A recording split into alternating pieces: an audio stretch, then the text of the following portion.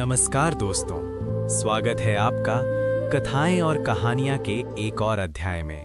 दोस्तों, कहा जाता है कि काशी कोई साधारण नगर नहीं है।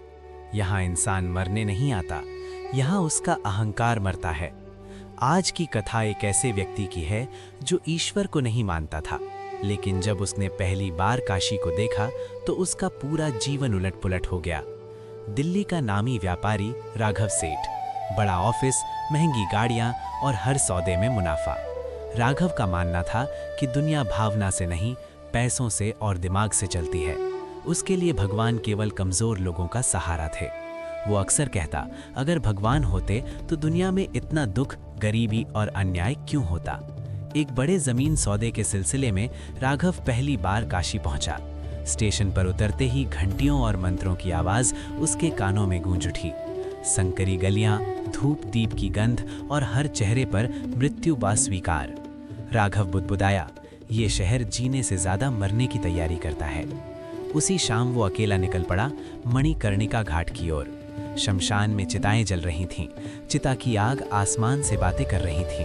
उसी आग के पास एक साधु बैठा था, अचल, निडर। अचानक साधु बोला, बहुत बड़ा सौदा लेकर आया है बेटा, पर जो सबसे भारी है वो यहीं छूट जाएगा।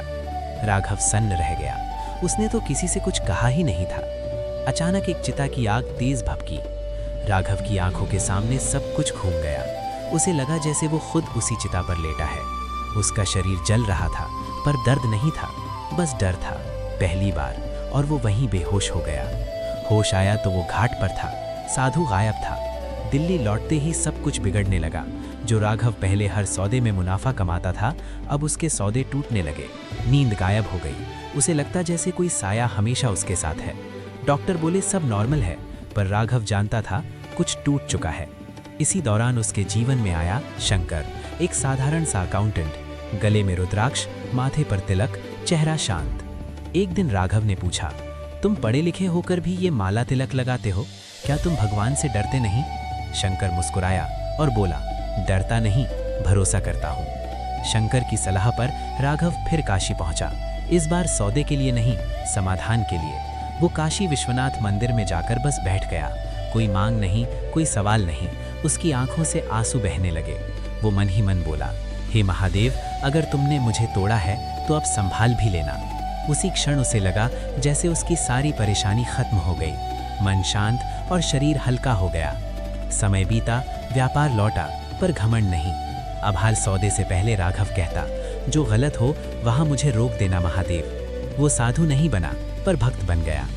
दोस्तों, काशी किसी को आस्तिक नहीं बनाते। काशी पहले इंसान को तोड़ती है, और जो उस टूटन में महादेव को पकड़ ले वही उनका हो जाता है।